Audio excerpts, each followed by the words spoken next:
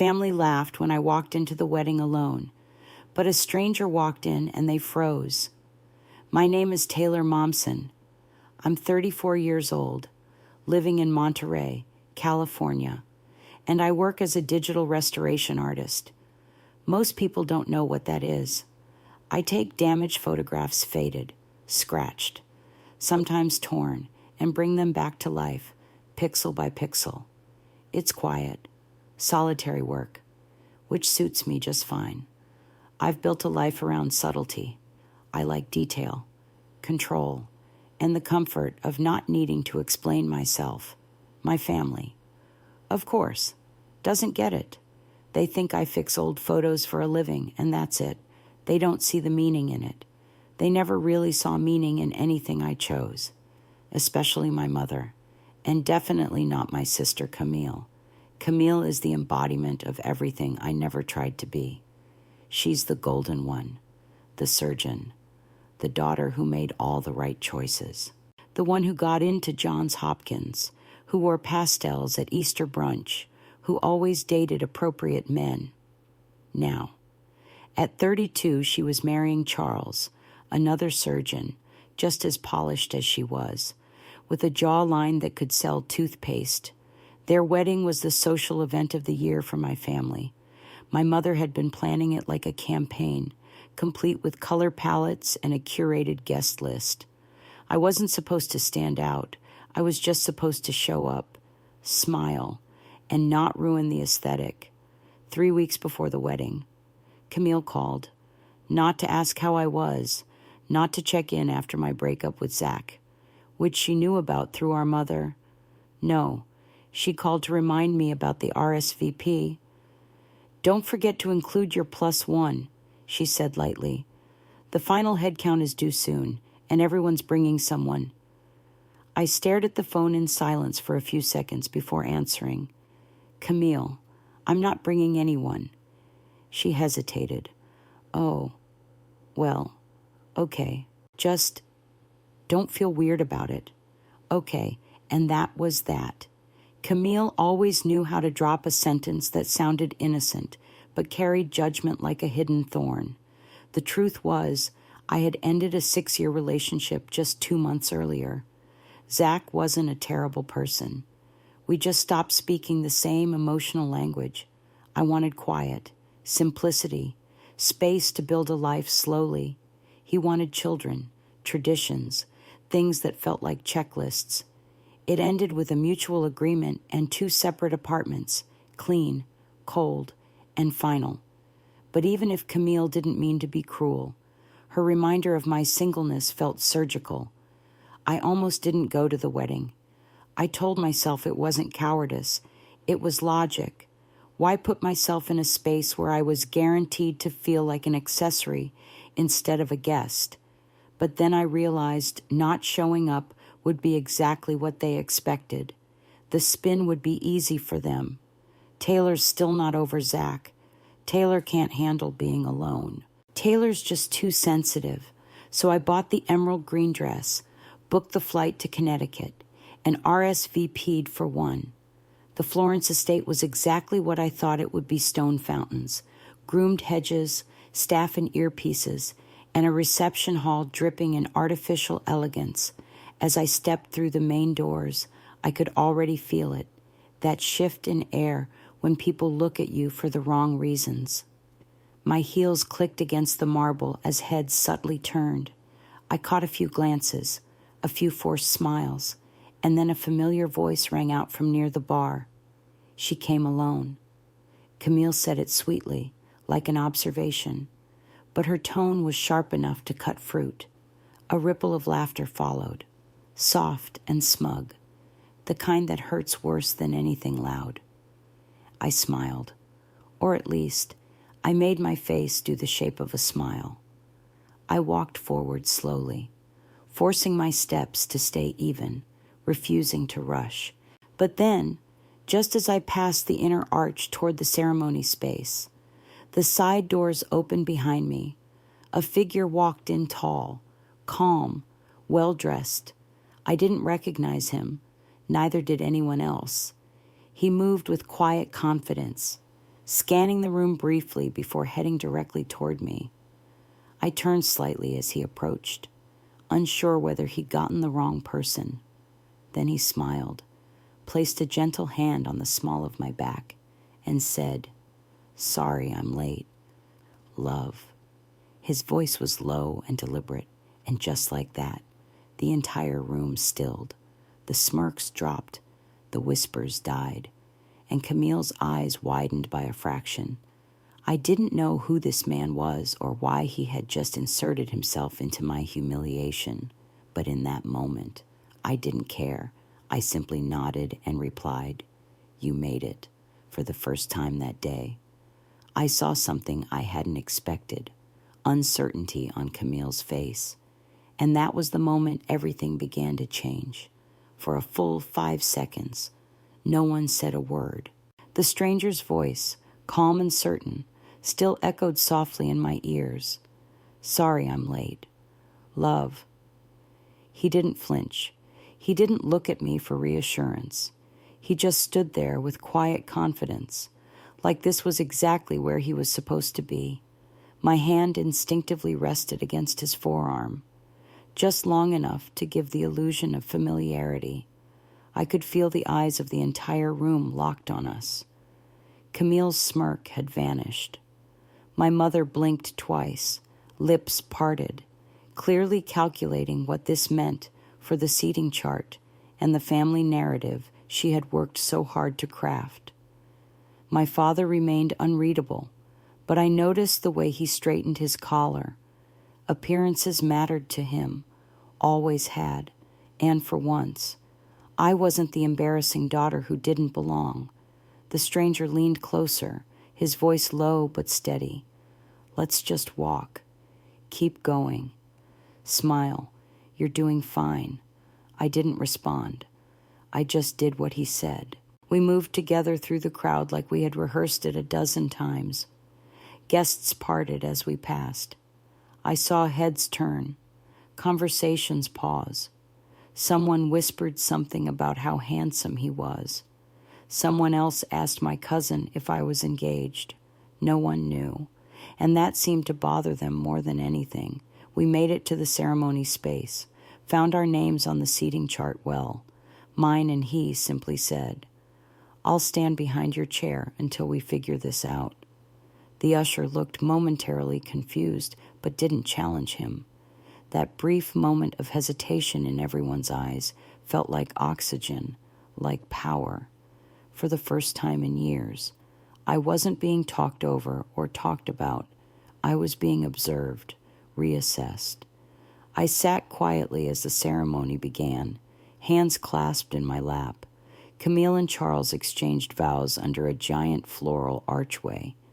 My stranger stood behind me, hands folded, like he belonged. I could feel the glances still coming. My Aunt Patricia kept looking over her shoulder like she was dying to ask me questions during the reception entrance. As the bridal party danced their way into the hall, I finally turned and whispered, "Who are you?"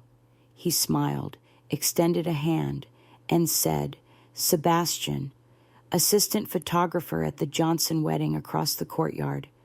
I saw the look on your face when you walked in and thought, she shouldn't have to go through that alone. So I improvised. I blinked. That's a bold improvisation." He shrugged. "I'm used to weddings. You can read a family in 30 seconds flat. Yours brutal." I almost laughed, but it caught in my throat. I couldn't decide if I was embarrassed or grateful. Probably both. I should tell them you're not really my date. He shook his head gently. "Not yet. Let them wonder. Let them sit in the confusion. It's good for them." I couldn't argue with that. We took our seats at table 14. I was supposed to be seated with the singles, but someone had clearly been moved last minute. My grandmother raised an eyebrow, but said nothing. Camille passed by our table later, her face unreadable. "Nice of you to bring someone," she said, barely masking her tension. I smiled. Last-minute decision. She nodded too quickly and walked away. That night, I watched my family try to rearrange the narrative in real time. Suddenly, I wasn't the sad single sister anymore. I was the mystery, the surprise, the topic they couldn't quite pin down. And that shift, small as it seemed, was more than I ever expected during the toasts. Sebastian leaned in again and said, "Want to keep the act going a little longer?" I glanced at the dance floor where my relatives had started pairing off for the traditional first-round dances. If we don't, they'll start asking questions. Let's dance. I stood, let him take my hand, and followed him into the center of the floor. His hand rested gently on my waist. He moved with the kind of ease that only comes from watching other people get celebrated for years. I looked up at him and whispered, "You're very good at pretending." He smiled. "So are you. But pretending doesn't mean you're not real." For a moment, I forgot how the night had started. I forgot about the loneliness of arriving alone, the laughter, the stares. All I felt was warmth, maybe borrowed, maybe temporary, but real enough to hold on to. And in that moment, I realized I wasn't angry at Camille. I was tired of apologizing for who I was, tired of letting their version of success define my worth. As the music slowed, Sebastian whispered, "You deserve to be seen." I didn't respond. I didn't need to. Because deep down, I knew he wasn't talking about this wedding. He was talking about everything. Dinner was served shortly after the first round of speeches. Camille's maid of honor delivered a predictable story about med school all-nighters and Charles's obsession with hiking. Her jokes landed softly. Polite laughter rippled through the room. Sebastian leaned slightly toward me as she wrapped up and whispered, "They're trying really hard to be relatable." I hid a smile behind my glass of wine. I wasn't supposed to laugh. I was supposed to sit still and be grateful. But something about having him beside me made it easier to breathe. For once, I wasn't performing. I was participating. And it showed. My mother, who had barely made eye contact with me during the rehearsal dinner, now walked over to our table, carrying a strange look of approval. She placed her hand on my shoulder as if she hadn't spent the last decade treating me like a polite disappointment, and said, "You two make such a lovely couple. What does Sebastian do?" I looked at him, waiting to see if he would pivot or bail. "Investment consulting," he replied smoothly. "I help small firms scale into international markets." "That's fascinating," she said, though I could tell she didn't understand a word of it. But she nodded anyway, visibly pleased that at least I hadn't brought someone embarrassing. It was incredible. Really, the shift was instant earlier. She had referred to me in passing as between chapters. Now, with one well-dressed man beside me, I was somehow restored. Camille watched all of it from across the room, sipping champagne with calculated calm. She didn't interrupt, but her eyes followed us. She was trying to solve a puzzle and didn't like that she was missing a piece. During the main course, my Uncle Steve dropped by and gave Sebastian a hearty slap on the back. "Where did Taylor find you? Good luck." "Son," he chuckled, "our girl's a handful." I clenched my fork. That phrase again, "our girl," as if I belonged to them only when I could be handled. Sebastian just smiled. "I can keep up. Trust me." I kept eating, refusing to let the moment sour the evening. The real surprise came during the bouquet toss. My mother and two aunts dragged me into the group of single women, insisting that tradition was tradition. I hadn't caught a bouquet since college and had no intention of doing it now. But when Camille stood on the chair with the flowers in hand, I saw something in her expression, a flicker of deliberate mischief, and when she tossed it, her body shifted just slightly toward me. The bouquet landed straight in my arms. The crowd whooped. Someone clapped. My Aunt Patricia squealed, "Maybe Taylor's next." I smiled, because that's what you're supposed to do. But I knew what Camille had done. It wasn't a sweet moment. It was staged, a way to box me back into their narrative, the single one who finally might be saved. I returned to my table, carefully placing the bouquet beside my napkin. Sebastian leaned in, his voice low. That was not an accident. I nodded. I know, but two can play this game. His eyes met mine. You're not done playing yet. Are you? I took a sip of wine. Not even close. Throughout the evening, people continued approaching us. Distant cousins who never spoke to me at holidays. Friends of Camille's asking if we were based in New York. Everyone wanted to place us, to understand how we fit. But that was the beauty of it. We didn't. And that confusion gave us control. At one point, Camille finally walked over. Her tone was soft but forced. So how long have you two been seeing each other? Sebastian didn't blink. About 6 months. He said, it's still early, but we're figuring it out. She looked at me, her eyes scanning my face. That's great. You seem different, happier. I smiled back. I am. Her mouth tightened. Must be nice to have someone just show up for you. I almost laughed at the irony, but I kept my voice calm. It is, and it's long overdue. She paused, clearly expecting me to fold. When she didn't get what she wanted, she excused herself and left. As the night wound down, the DJ started playing slow songs. Sebastian offered his hand. One more dance. I hesitated, but then I saw the way my family looked at me now. Not with pity, not with confusion, but curiosity.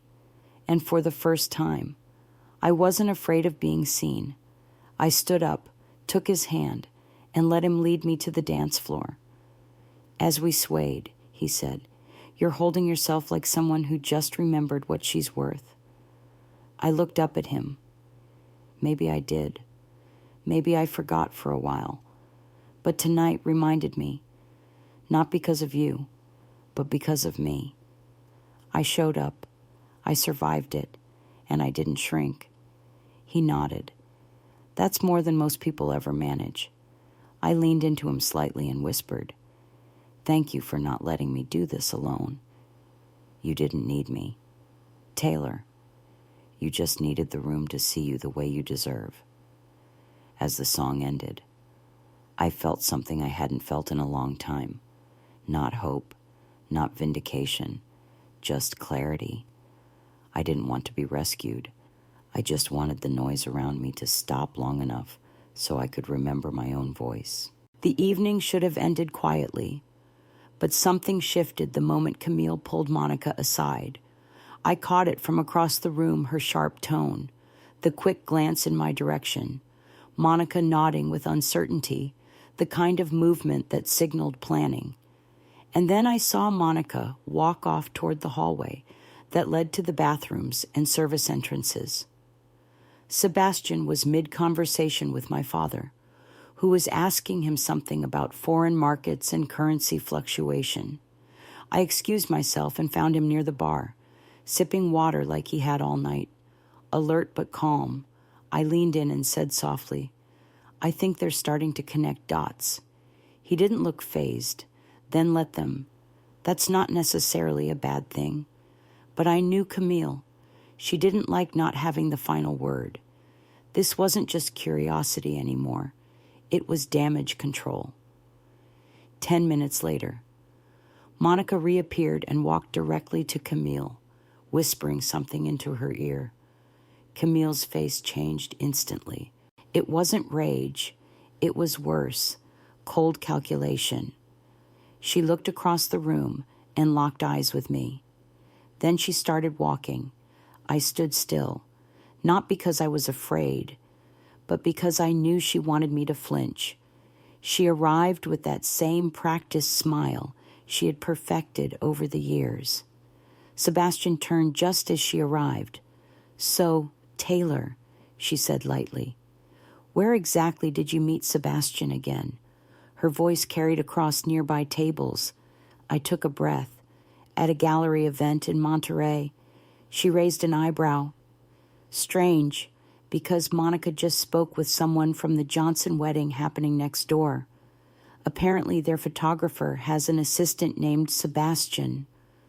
I felt Sebastian tense beside me, but his expression didn't change, and apparently that Sebastian walked out during their dessert course and hasn't returned. Sebastian turned to Camille with a polite smile. Seems like a coincidence. It's a common name. Camille's eyes narrowed, but the suit, the timing, the way you appeared, it doesn't quite add up. Sebastian met her gaze. Or maybe it does, and you just don't like that someone stood beside your sister for once. Camille didn't back down. You're not who you say you are, and I think you've made a mockery of my wedding. My parents appeared then. Drawn by the rising tension, my mother asked what was going on. Camille turned to her and said clearly, Taylor brought a complete stranger to my wedding and lied about who he is. She's desperate enough to fake a relationship. Murmurs spread like a ripple. I felt the room tighten around me. My chest burned. Not from shame, but from the years of this exact dynamic playing out in smaller, quieter ways. This time, I didn't stay quiet. He's not the issue. This family is. I looked at my parents.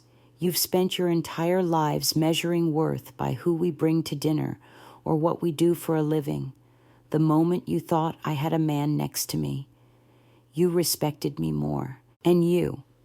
I turned to Camille. Didn't like that the spotlight shifted for 1 second. Camille's voice rose. You humiliated me. You made this day about you. No, I said. You've done that your entire life.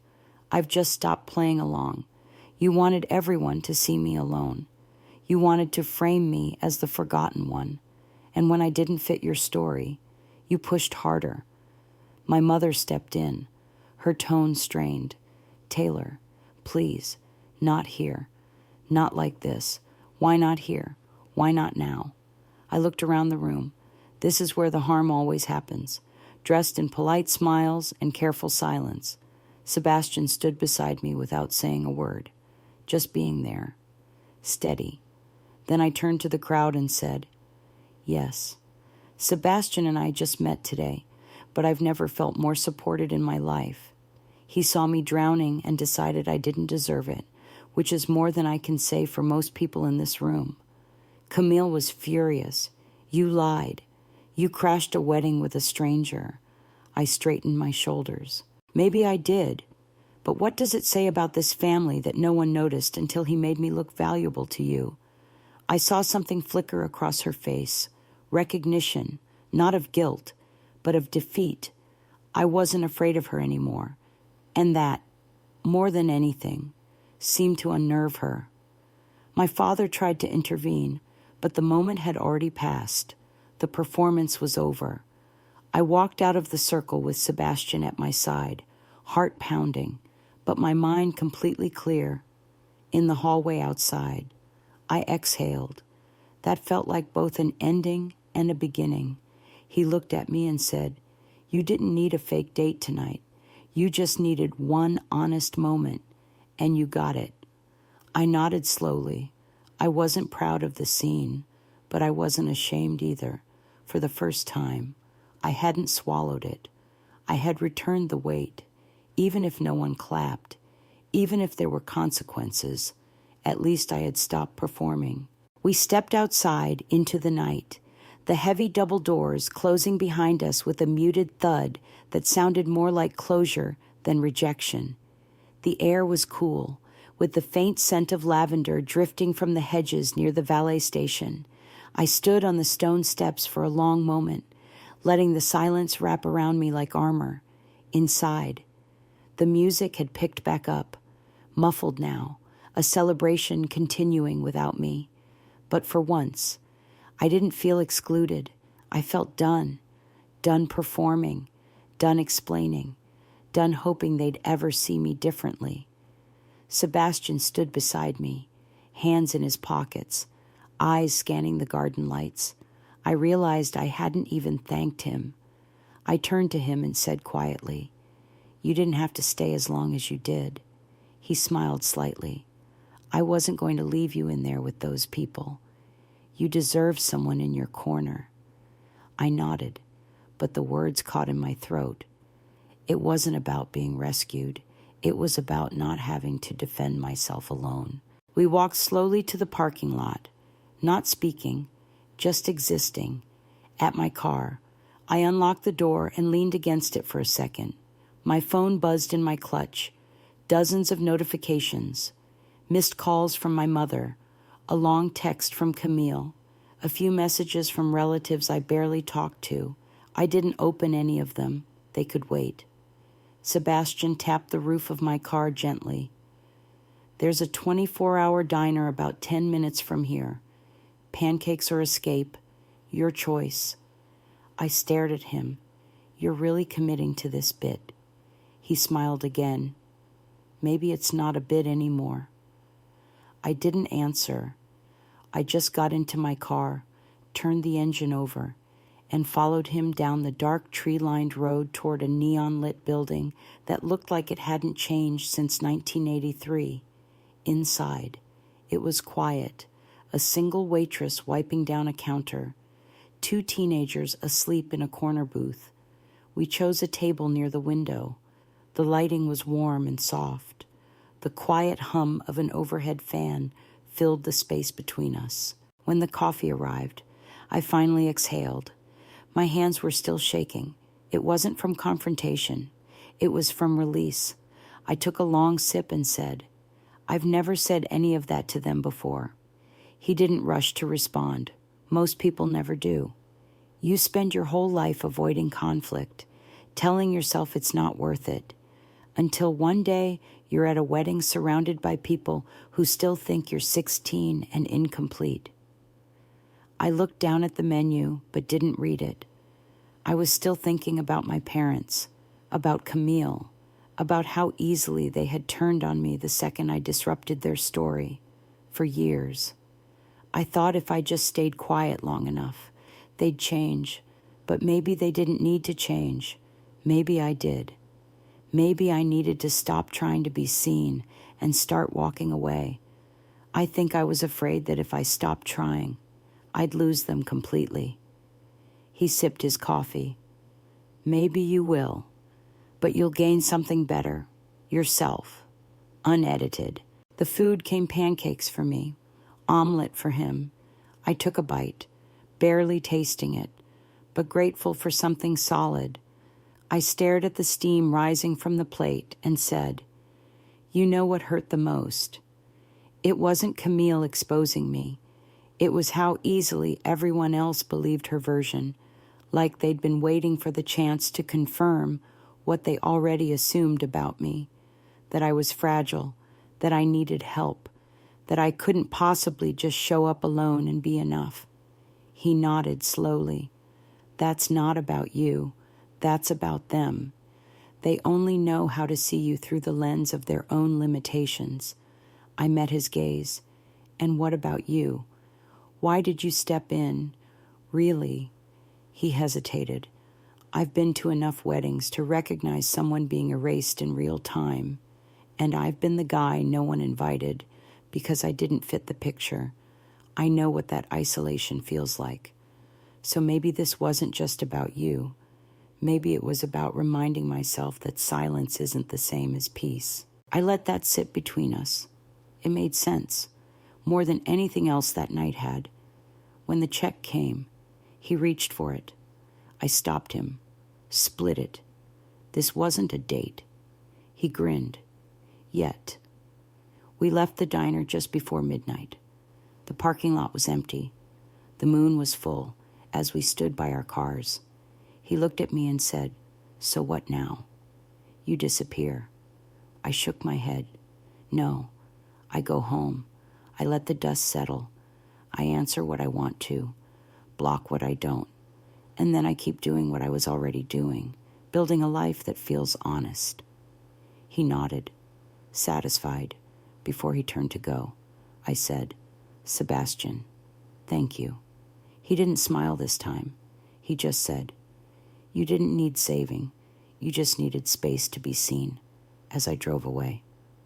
My phone lit up again, but I let it ring. I had spent too long trying to be understood. It was time to be whole, even if it meant walking away from the people who never bothered to understand me at all. When I got home to Monterey, it took less than 2 days for the first wave of aftermath to arrive.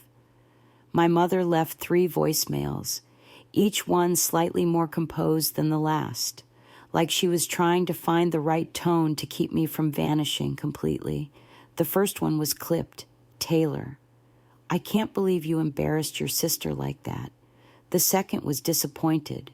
"We just don't understand why you'd bring a stranger and create that kind of scene." The third was quiet. "Maybe we need to talk." Camille sent one long text. No greeting, no apology, just 10 straight lines of how I had ruined her wedding, how selfish I was, how humiliated she felt, and how she didn't want to speak again until I apologized. I didn't reply, not out of malice, but because for the first time in my adult life, I no longer felt obligated to smooth things over. That silence, that restraint, was a new kind of freedom. I went back to work the next morning. My inbox was full of client requests, scans of old family portraits, and photo albums damaged by time or water or both. It was strange. Restoring other people's memories while mine were still smoldering. But there was comfort in the process, in healing something I could actually fix. One client sent me a note that read, "Thank you for preserving something I thought was gone forever." It made me pause. I had spent years trying to preserve an image of family that never truly existed. Maybe it was time to let that go. Grace, my closest friend, stopped by my studio 2 days later. She brought bagels and coffee and sat cross-legged on my floor without asking for the full story. She didn't need it. She knew enough. After a while, she said, "I saw the photos online. Camille looked like an ad for perfection, and you looked like someone who finally stepped out of her own shadow." I laughed. I hadn't seen it that way, but she wasn't wrong. The moment I stopped trying to shrink myself, the entire dynamic changed. The pity turned into discomfort, and maybe that was progress. By the end of the week, I finally opened one of my mom's messages, not the angry ones, just the last one. She wrote, "I didn't know you felt that way. I wish you had told us sooner." I sat with that sentence for a long time. "I wish you had told us sooner," as if it had been my job to rewrite the narrative they created, as if speaking up earlier would have changed anything. I started typing, then stopped. I wasn't ready to explain, and I didn't owe them clarity on a timeline that wasn't mine. Instead, I replied simply, "I'm okay. I need space right now." She responded 2 hours later, "I understand." I don't know if she really did, but it didn't matter. I wasn't waiting for their understanding anymore. I was building something else. That weekend, I walked the coastline early in the morning, before the tourists arrived. Monterey was foggy, the cliffs soft and pale against the gray ocean. I watched the waves hit the rocks again and again, relentless and unapologetic. It felt like something I needed to witness, a reminder that nature doesn't ask permission to exist. Neither should I. I stopped at a small cafe on the way back, ordered my usual, and opened my notebook. Not a planner, not a journal, just a place I scribbled ideas, thoughts, fragments of conversations I overheard. And that day, I wrote one line, "I'm not sorry for finally becoming someone I respect." That sentence stayed with me. It became my compass. I printed it and taped it to the edge of my desk. A few clients came in later that day, including a woman in her 70s who had brought a weathered box of her late husband's photos. She told me they'd been married 43 years, and only in the last 5 did she feel truly seen. People don't change overnight, she said, but sometimes they're forced to notice what they've ignored for years. I thought about Camille, about my parents. Maybe they'd never see me clearly. Maybe they would. But I wasn't living my life waiting for the reveal anymore. I wasn't the invisible sister or the eccentric daughter. I was Taylor, and Taylor was no longer afraid of being misunderstood. When I locked up that night, I texted Sebastian, just a single message. I meant what I said at the diner. Thank you. He replied a few minutes later. It was never about pretending. You didn't need to act like someone else. You just needed someone to remind you you've been enough all along. I stared at that message longer than I expected, and then I smiled. Not because of what it said, but because I believed it now. That was the difference. The first message that surprised me didn't come from Camille or my mother. It came from my Uncle Steve. His name popped up in my inbox 3 days after I'd returned home. The subject line simply read, "About the wedding." I hesitated before clicking, expecting more judgment, or worse, an attempt to shame me into apologizing. Instead, I read, "I owe you an apology. I've made comments over the years I thought were harmless. They weren't. I watched you speak your truth that night, and I realized I've never really asked who you are. Just wanted you to know someone was listening. That stopped me cold." I read the message again, slowly. He had always been the loudest in the room, the uncle who made jokes at my expense under the guise of affection. But this time, he had said something honest, and it mattered. A few days later, my Aunt Patricia called. Her voice was unusually quiet, almost awkward. She started by talking about the weather, then asked about my work, then said, "I saw the way you stood your ground. I never had the nerve to do that when I was your age." Then she paused, and I could feel her searching for the next sentence. "I envy you. Taylor." I wish I had said something when people laughed at me. I didn't know what to say, so I just said, "Thank you." We both knew it was more than enough. Not all responses were gentle. Camille hadn't written again, but she had posted a carefully curated gallery of honeymoon photos on social media. Every caption glowed with perfection, every image filtered and softened. I didn't comment, didn't like, didn't engage. I wasn't punishing her. I was just done feeding the performance. But something had shifted. Even in her digital perfection, I noticed the tone was different, tighter, as if she was trying harder to convince someone, maybe herself. My mother called again, this time without a script. Her voice cracked once or twice, which was rare. She asked about work, about the ocean, about whether I was sleeping. Then she said something that stopped me. "I've been thinking about the things you said, about how we've made you feel. I'm not proud of how we've treated you. Taylor, I don't expect you to fix this. I just hope it's not too late to try." I didn't rush to respond. I let the silence stretch. And then I said, "Trying is a start, but I need to see it, not just hear it." She didn't argue. She just said, "I understand." And for once, I believe she might. I started doing things I hadn't done in months. I reorganized my studio. I submitted my portfolio to 2 local museums. I went to a small gallery show by myself and didn't feel the need to shrink. People asked about the wedding, and I gave them the truth in small, measured pieces, not to gain sympathy, but to honor what actually happened.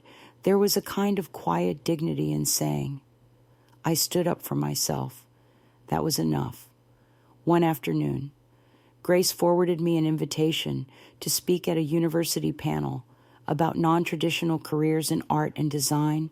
Normally, I would have ignored it, but this time, I wrote back and accepted. I realized I had something to say, not just about the work I do, but about what it means to own your story without apologizing for it.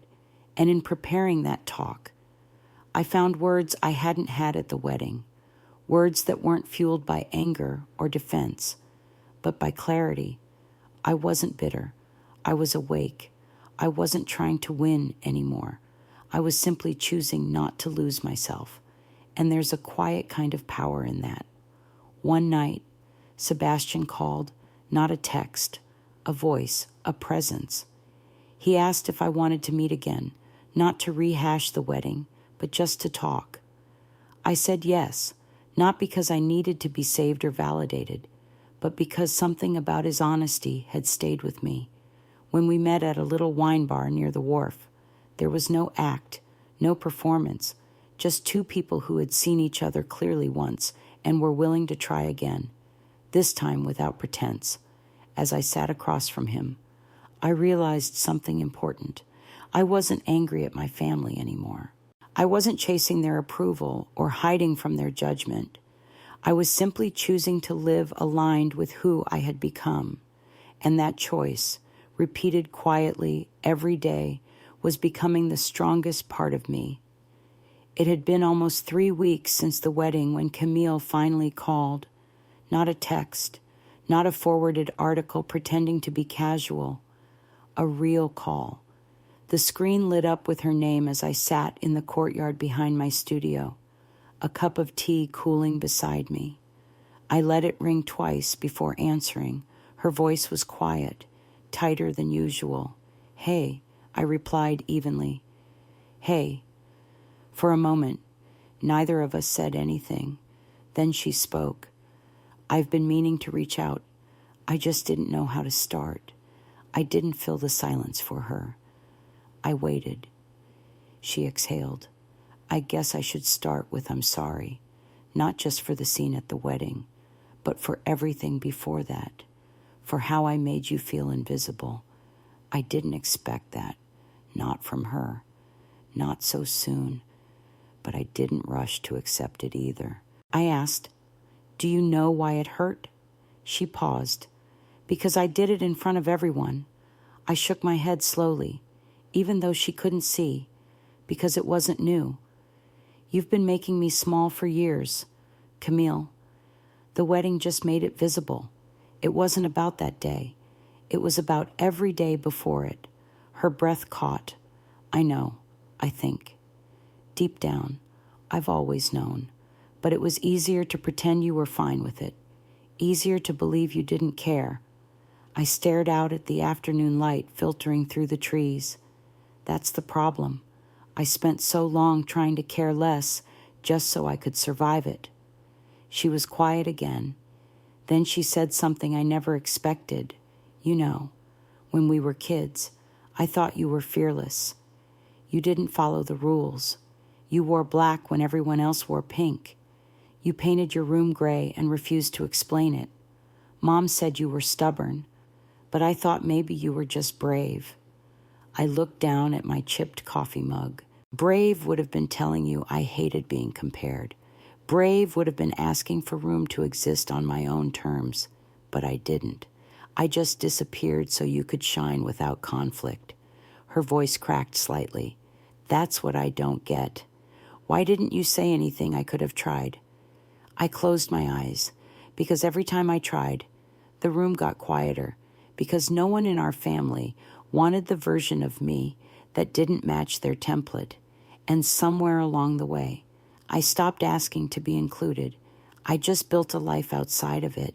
She didn't argue. She just said, "I've been looking at the wedding photos. Everyone keeps saying how perfect they were, but I see things now I didn't see before. I see how hard I tried to control everything, how much I needed the day to go exactly the way I planned so I wouldn't have to think about how hollow it all felt underneath." I didn't respond. I just let her keep going. And I see you, standing there, not smiling like the rest of us, just present, whole. I envied that. I didn't know how to admit it, so I mocked it. That hit harder than I expected, not because it hurt, but because it made sense. And for the first time, I saw her not as the villain of my story, but as someone who had been performing just as long as I had been retreating. I asked softly, "So where does that leave us?" She was quiet. "I don't know. I want to try, but I also know it has to be different, real, not performative, not scheduled, and not just when it's convenient." I nodded slowly. That's the only way I'd be willing. No more pretending. No more group photos that feel like cover-ups. If we're going to rebuild, it has to be from scratch. No audience, just honesty. She agreed. Okay, then that's where we start. No timelines, just effort, and space to be messy. I didn't cry, I didn't smile, but something in me softened. Not forgiveness, not yet, but willingness. That was new when we ended the call. I sat still for a long time. Not because I was overwhelmed, but because I was calm, genuinely calm. I had expected the apology to feel dramatic, cinematic. Instead, it felt like what it should have always been. Two people finally setting down their roles and speaking from who they really were. I knew better than to expect a complete transformation. But this, right here, was a crack in the armor. And sometimes, that's all you need to let the light in. Sebastian called again on a Thursday night, just after I'd finished a restoration job that had taken 2 weeks longer than planned. His voice was relaxed, almost teasing. "So, any interest in letting the fake boyfriend audition for a real second date?" I smiled without meaning to. "Where and when?" I asked. The following night, we met at a small Italian place tucked into the side of an old brick building near the water. No white tablecloths, no polished silver, just honest food and soft light, and a waitress who called us both honey without irony. When we sat down, I said, "I'm not sure what this is yet. I need you to know that." He didn't flinch. "Good. I'd be worried if you were sure. That would mean you weren't thinking." I laughed, a real one, and let myself lean into the conversation. We talked about work, about cities we wanted to visit, about the books we'd pretended to read in school. When he asked about my family, I didn't hold back. I told him about the call with Camille, about what it felt like to finally stop chasing approval and just be still in who I was. And then I asked him something I hadn't before. "What about you? What does it look like when you stop pretending?" He thought for a moment before answering. "It looks like not filling the silence, not making jokes to deflect. It looks like showing up when it's inconvenient and not disappearing when things get heavy." He paused. "It looks like this. Actually, two people who don't owe each other anything except the truth." I nodded slowly. "That's what I want. Not rescue. Not decoration. Just presence." He reached across the table and tapped the edge of my menu. "So no pressure. But if you let me buy dessert, I'm staying for at least the next 2 versions of you. The ones still growing. The ones not polished yet." I said yes to dessert. Not because I needed him, but because I liked the way I didn't have to prove anything when I was with him. And that was new in the weeks that followed. We saw each other often, not every day, not constantly, just enough to feel intentional. We cooked pasta at my place and argued about which documentaries were worth finishing. He showed me a few of his photo projects, not the ones for clients, but the ones he did for himself. They were simple. People waiting at bus stops, grandparents eating ice cream, a child in rain boots chasing pigeons, honest, unposed, alive. One night, I asked him, "Do you think we met at the right time or the wrong time?" He took his time before answering. "I think we met at the exact time you were ready to stop editing yourself, and that's the only time that would have worked." I sat with that truth for a long moment. He wasn't wrong. Before the wedding, I would have dismissed him. Too sincere, too still. I would have kept myself busy with distractions, afraid of being seen for who I actually was. But now, I wasn't hiding. I was showing up for work, for myself, for whatever this thing between us might become. I didn't tell my family about him right away. I didn't feel the need to submit him for approval. He wasn't a symbol. He was just a person I respected. Someone who reminded me that real love never asks you to shrink. One afternoon, my mother called. She asked if I was seeing anyone. I paused, then said, "I'm getting to know someone." She asked if it was serious. I said, "It's honest. That's what matters to me now." She didn't press, just said, "I hope he treats you the way you deserve." That was enough. No forced excitement. No passive comparison. Just a sentence that left space for my version of happiness. And that, more than any grand gesture, felt like a small step towards something better. Not because they were changing quickly, but because I was no longer adjusting myself to make them more comfortable. I was done explaining why I didn't fit their idea of what fulfillment should look like. I had found my own definition, and I was living it on my terms, with or without applause. The invitation arrived in the mail on a Tuesday, folded neatly inside an envelope with my mother's familiar handwriting. No email, no forwarded group message, just a single card with pale blue edges and gold lettering. Baby shower for cousin Rachel. Family only. Light brunch. Backyard games. Bring your favorite childhood photo. I stared at the invite longer than I expected. Not because I was unsure about attending, but because of how little it rattled me. A year ago, that kind of card would have stirred anxiety. What should I wear? Will I be asked who I'm dating? Will Camille be there? Will it feel like another stage where I'm expected to perform? But this time, none of those questions felt urgent. I didn't need the room to shrink to fit me. I wasn't afraid of walking in alone, or with someone, or not at all. I decided to go, not to make a point, but because I wanted to.